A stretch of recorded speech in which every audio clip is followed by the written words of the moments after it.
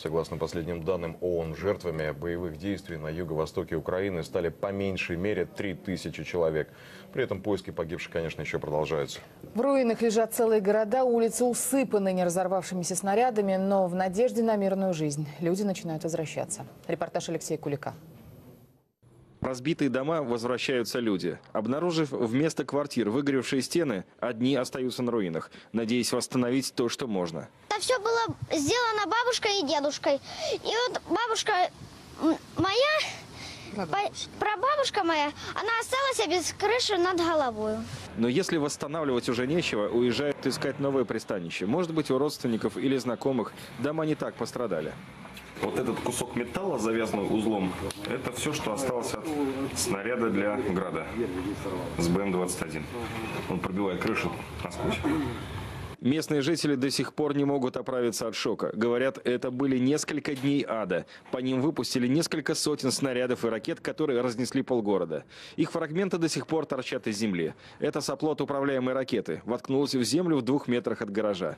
Боец ополчения Дмитрий говорит, здесь работы не на одну неделю. Такого добра много, а также на территории больниц, как сейчас здесь в Иловайске.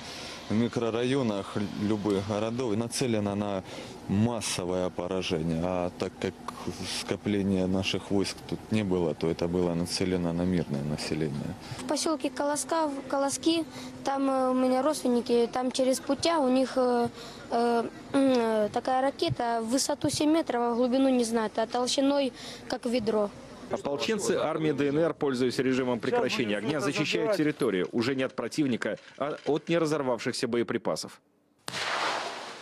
Этот снаряд снес стену кабинета главврача Иловайской больницы. Корпус намертво застрял в углу. Били прицельно по хирургическому и терапевтическому отделению. Это хвостовая часть ракеты тактического комплекса «У». Ее легко опознать вот по этим решетчатым стабилизаторам. Радиус сплошного поражения 300 метров. Если бы она была в исправном состоянии, здесь, на месте этого здания, была бы воронка. Персонал больницы укрылся в подвале. Не было света.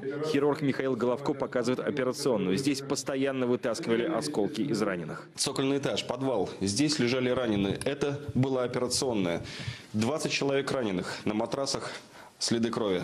Если бы не подвиг врачей, погибших было бы гораздо больше. Убежище организовали так, что если бы здание рухнуло, можно было выбраться через шахту лифта или подвальные окна. Даже о воде подумали, если что, надломить трубу и по капле собирать влагу. А это склад медикаментов, реанимационные комплекты, физраствор, перевязочные материалы, гуманитарная помощь из России. Если бы бомбежки продолжились, этого хватило бы всего на пару дней. Естественно, не хватало. Вы же видите, что на данный момент сейчас нет ни одного флакона новокаина, нет ни одной ампулы обезболивающего, нет ни одного флакона антибиотиков. То есть фактически мы исчерпали, за тот период, пока мы здесь находились, мы исчерпали те возможности. На территории больницы ведутся восстановительные работы. Убирают разбитые окна и кирпичи, эмоции не скрывают. Медсестра Наталья Тульнова – одна из тех, кто провел 3 суток в этом подвале. Может, не до конца мы понимали, что это такое. Понимаете? Мы мирные люди, мы хотели мира, а нас так, я не знаю вообще. Не знаю. Это что у вас?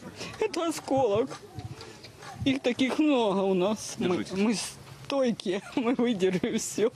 Алексей Кулик, Азат Атагонов, Андрей Руденко. Вести, Донецк.